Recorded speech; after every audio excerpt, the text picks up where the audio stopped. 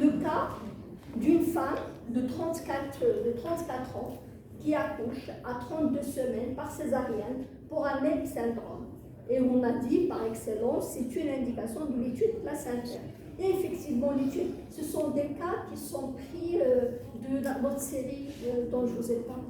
Et effectivement, l'étude placentaire est faite et le résultat montre un infarctus multiple et une artériopathie spiralée.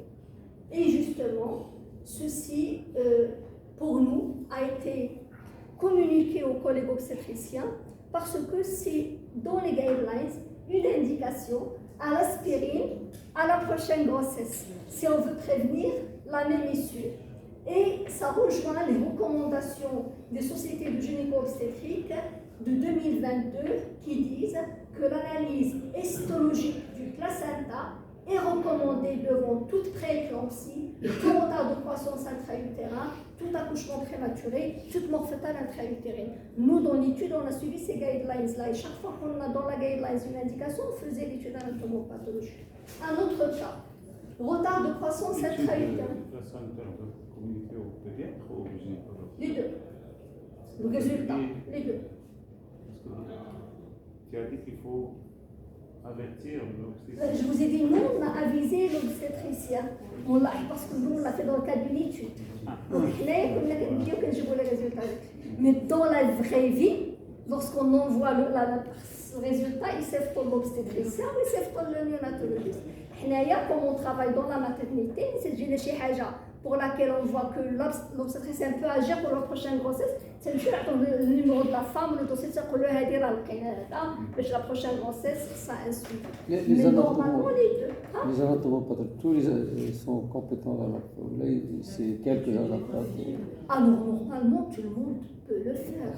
Parce que le placenta est extrêmement facile à étudier. Après, votre question est pertinente si on veut pousser l'étude. Par exemple, on pense à une infection CMV. Donc l'anatomopathologiste va envoyer un fragment au virologue. On pense à une toxo. Il va envoyer un fragment au parasitologue, etc. Pour des compléments d'analyse, l'anatomopathologiste va s'aider par les autres collègues. Mais pour l'étude anatomopathologique, tout le monde le fait.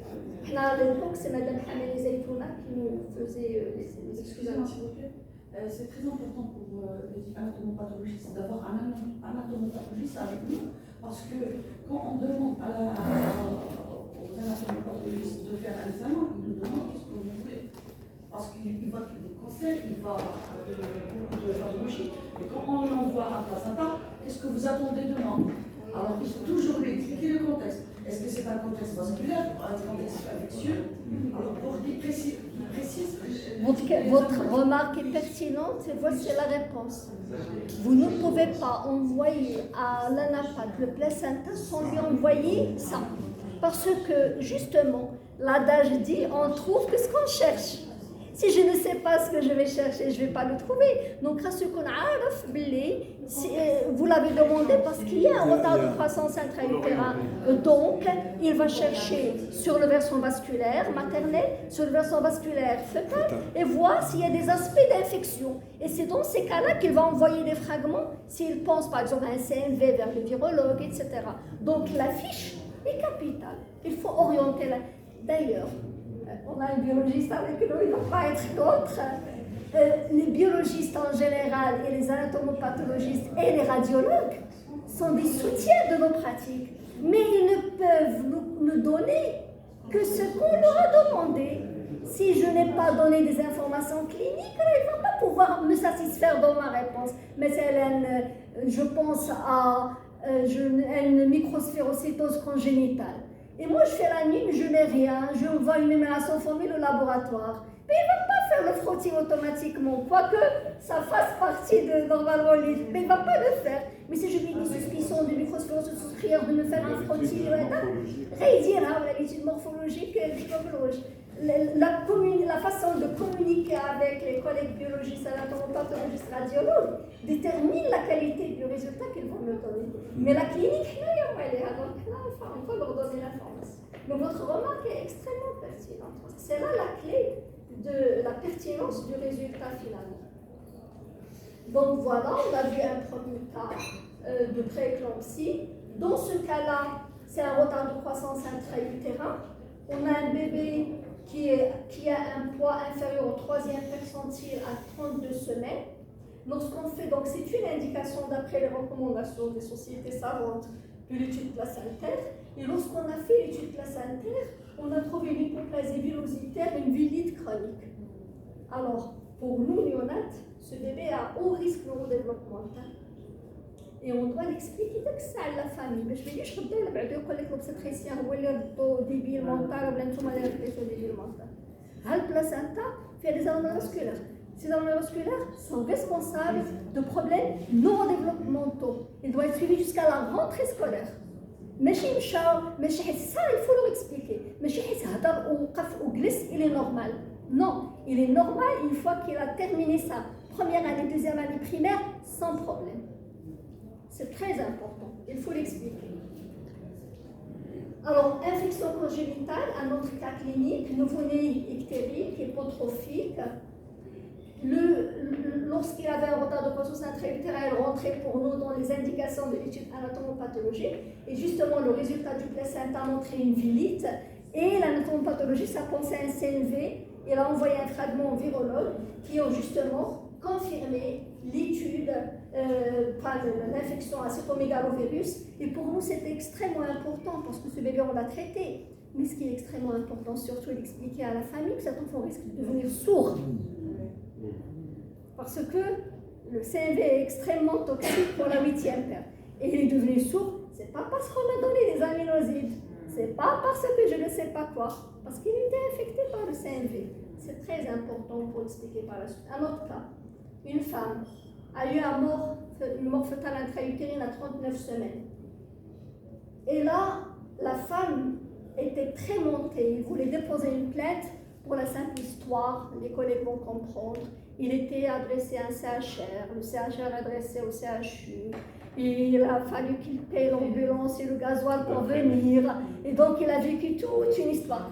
La période où nous avons l'étude. Et donc, la placenta est partie chez le napate.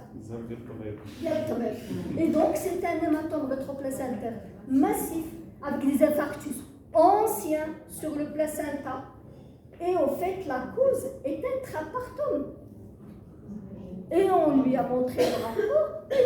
Vous pouvez continuer dans votre plainte, mais vous ne gagnez rien.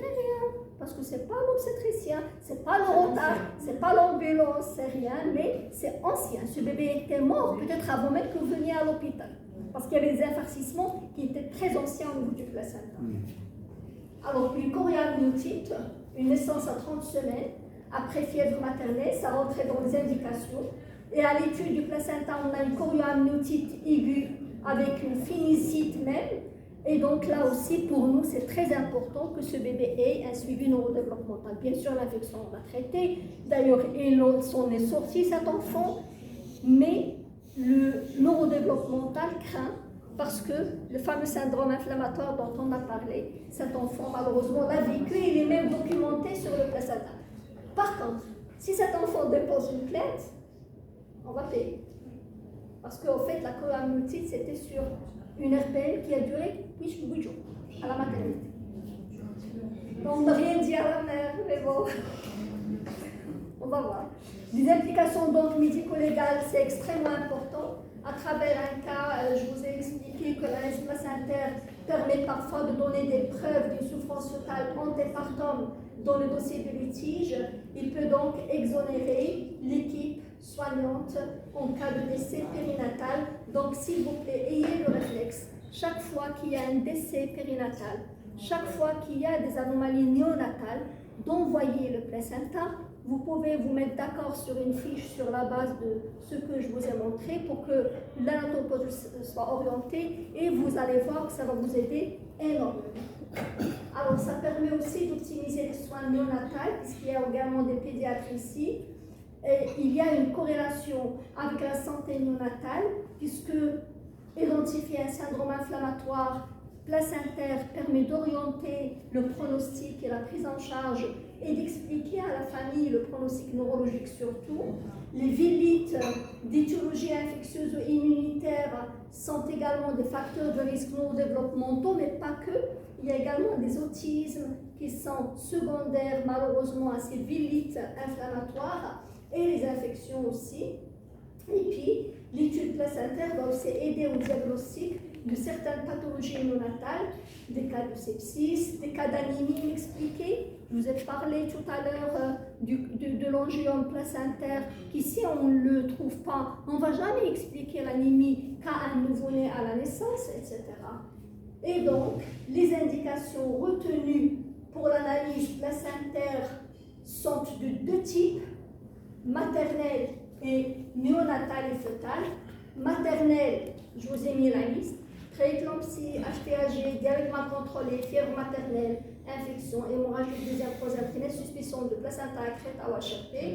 Et pour les bébés, RCU, petit poids, anomalie congénitale, mort fœtale, toute prématurité inexpliquée de moins de 34 semaines, toute souffrance fœtale aiguë non expliquée et surtout toute encéphalopathie néonatale. Un bébé est né neurologiquement, il n'est pas bon, il faut absolument avoir une idée sur ce qui s'est passé. Alors maintenant, on va faire des QCM. On voit ce que... Mais QCM, ça sera tout à l'heure. Non, on va les faire ensemble.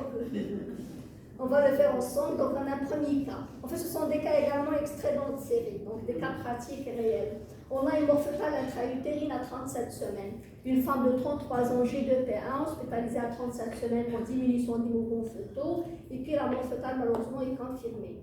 Alors, on fait l'étude du placenta qui va montrer des infarctus multiples, une artéropathie spiralée, une ischémie chronique. Et donc, ma question est, quelle conclusion peut-on en tirer? C'est une infection congénitalement détectée, c'est une hypoperfusion maternelle probable, c'est une anomalie chromosomique probable, l'étude placentaire explique le dossier. Insuffisance placentaire. Ah? Alors, voyons. Oui, bravo. Alors, en fait, le placenta met en évidence ici une insuffisance hétéroplacentaire, ce qui permet d'apporter une explication du décès. Bien sûr, ça innocente l'équipe et c'est important pour pouvoir avancer sur ce dossier. Alors, deuxième cas, accouchement à 39 semaines d'un nouveau-né hypotonique avec fièvre maternelle. Le placenta montre une choréamniotite aiguë avec une vasculite funiculaire. Et là, la question, que permet l'analyse du placenta? Confirmer l'infection ascendante, écarter l'origine infectieuse, adapter le suivi, identifier la bactérie. ACD, A, C, D. Pourquoi éliminer B? Pourquoi éliminer B? Écarter l'origine infectieuse. Alors, la réponse est A et C en fait. Confirmer l'infection ascendante, adapter le suivi. Enfin, en fait, là, la NAPAT ne va pas identifier. Si maintenant on demande une étude bactériologique, en fait, la chorioamniotite. C'est pas toujours le cas, exactement. Pardon? On a besoin, mais ce n'est pas la NAPAT qui va l'identifier. En tout cas, la bactérie, on va faire l'hémoculture, on va faire beaucoup d'autres choses. En plus de ça, c'est le placenta est conservé dans le foie. Et ici, il ne peut pas pousser. Il faut faire un prélèvement avant le mettre en données. Exactement. En général, il faut faire un prélèvement au son du cordon pour l'hémoculture si on pense à une infection bactérienne. Et puis, on va faire par la suite le prélèvement. Mais ce n'est pas la finalité lorsqu'on étudie le placenta. La finalité, c'est surtout voir la suite. Sauf si on fait une PCR. Oui, effectivement, parce qu'on a la trace des bactéries. Donc là, c'est une choréamniotite avec une vasculite qui confirme l'infection. Et là aussi, l'intérêt, c'est d'orienter vers le neurodéveloppement. Troisième cas, on a une encéphalopathie néonatale et une ébauche de plainte. Et donc, l'extraction a été faite en urgence à 40 semaines. Heureusement qu'on était en étude encore, et le placenta a montré des thrombus frais, pas de signe d'hypoxie chronique. Alors là, quel est l'apport médico-légal? Documente l'hypoxie aiguë, discute l'équipe obstétricale, éléments d'expertise, date précisément la souffrance. Je reviens. Alors on a des thrombus frais, pas de signe d'hypoxie chronique. Alors, documente l'époxy aiguë, discute l'équipe obstétricale, éléments d'expertise, ASC, exact. Le placenta montre une souffrance aiguë, ce qui est essentiel pour l'analyse médico-légale, sans trancher la responsabilité. Il faut les autres éléments. Parce qu'on a un thrombus aigu. Mais en fait, il faut les donner. Est-ce que cette femme est venue déjà à dilatation complète chez nous? Ça discute l'équipe. Est-ce qu'elle a passé chez nous plusieurs heures et on n'a pas de RCF et on ne sait pas? Là, ça devient. Mais ça permet juste de dire que c'est aigu. Après, par exemple, si j'ai à expertiser le dossier, je vais chercher le RCF, je vais voir quand est-ce qu'elle est admise, la durée de travail, la partie du travail qu'elle a passé dans les murs de l'hôpital, afin de réunir tous les éléments. Mais je sais que c'est aigu. Alors que si c'était chronique, je ne cherche plus rien. C'est chronique. Documenter l'époxy, c'est les gaz du sang. Ça permet de documenter l'époxy aiguë. C'est ماشي الغاز ملي كيتزاد حيت هو عنده ليبوكسي دابا هو عنده حنا لا دوكيمونتي في لا نيسونس بالغاز دو سون غاز حنا درنا لقينا الاسيدوز حنا عندنا ليبوكسي مي واش هي ايغو او لا مي لو في d'avoir un thrombus avec une lésion c'est aigu est-ce qu'à la naissance on ne peut dire que qu'il a hypoxie ولكن ماشي ولا chronique on sait. Quatrième cas, on a un nouveau-né de 2100 grammes, 38 semaines, périmètre crânien normal, le placenta montre une hypoplasie villositaire, un infarctus, une artéropathie. Alors, que conclure? RCU constitutionnel, insuffisance placentaire, étude inutile, surveillance échographique utile au grossesse ultérieure. B. Je suis une bonne enseignante. Ah oui, ça c'est sûr. Chacun va sans lui de vous dire, vous êtes de bons étudiants. Ils sont durs quand même. Ils sont durs. Et ouais, il faut qu'ils soient durs. Sinon, donc les lésions confirment justement l'insuffisance placentaire chronique, expliquent le RCU, ils justifient une surveillance échographique, on l'a tous vu. C'est un cas également qu'on a communiqué aux collègues obstétriciens. On a le résultat de la NAPA. Si la femme revient pour la grossesse ultérieure, soit du 5e cas. Cette fois, on a un bébé qui était dans le lot, dans notre étude. Et à l'âge de 6 mois, il a développé un retard, malheureusement, et il est né à 36 semaines. Et au moment de l'accouchement, ils avaient des anomalies de RCF, ce qui avait d'ailleurs motivé l'étude anatomopathologique, c'est parce qu'il y avait des anomalies de RCF. Et à 6 mois, dans le suivi de l'enfant, il y a un retard psychomoteur. Et nous, on savait déjà que le placenta va montrer une vilite chronique, une sclérose villositaire et des microthrombes. Alors, quel lien établir? Étiologie infectieuse à l'OIMU, hypoxie chronique, aucun intérêt, explication des troubles neurologiques. Il y a aussi A. Parce qu'en fait, ça peut être infectieux, ça peut être comme en réalité, ce bébé, on n'avait pas de diagnostic étiologique, mais ça peut être l'un ou l'autre. Nous, on avait un retard de croissance avec des anomalies de RCF qui ont motivé une extraction. Nous, dans les guidelines, ça rentrait dans l'étude anatomopathologique, on a fait l'étude anatomopathologique. Mais en réalité, les anomalies villositaires et la vilite sont associées à des troubles neurologiques, on le connaît d'ailleurs, c'est pour ça qu'on l'a suivi. Et l'analyse placentaire ici est très utile rétrospectivement. Parce que la famille, on l'avait informé. On lui avait dit l'enfant risque d'avoir un trouble de développement. Parce que le placenta est anormal. Et donc, il savait que ce n'est ni l'obstétrique ni la néonate qui est responsable. Si l'enfant va faire un problème, l'anomalie est dans le placenta. Et donc, ça, c'est important. Et donc, en conclusion, le placenta est une ressource importante et précieuse pour la gestion des bébés en unité de soins intensifs et on a vu aussi pour leur mère. Le développement de diagnostics placentaires précoces, rapides, en temps réel, tels que l'imagerie, l'IRM pendant la grossesse et aujourd'hui l'utilisation de technologies, de l'intelligence artificielle, ce sont des choses en plein développement et on sait aujourd'hui que Exploiter le placenta va permettre d'améliorer l'issue des nouveau-nés, mais ceci ne peut se faire que si on fait un travail collégial entre obstétricien, pédiatre néonatologiste et anatomopathologiste. Et pour synthétiser l'apport du placenta, on va retenir 4 points très importants. Diagnostic des pathologies obstétricales, RCU, éclampsie, etc. Orientation chirurgique en néonatologie, on a vu les cas d'infection, d'hypoxie, de retard de croissance. On a vu le rôle médico-légal très important pour innocenter les équipes. Et c'est un outil de compréhension aussi pour améliorer les prises en charge futures. Et d'ailleurs, ce monsieur qui est allemand, qui travaille beaucoup sur le placenta, a écrit quelque chose que je trouve vraiment très fascinant et intéressant. Il a écrit « Le placenta est le miroir de la grossesse ». Il reflète les succès, les échecs et les silences. Il ne parle pas le placenta. Si vous ne le faites pas parler, il ne parle pas.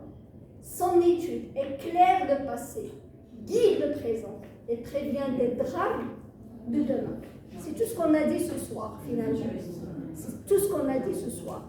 Et il est très important qu'on s'oriente vers l'étude placentaire. Je vous remercie.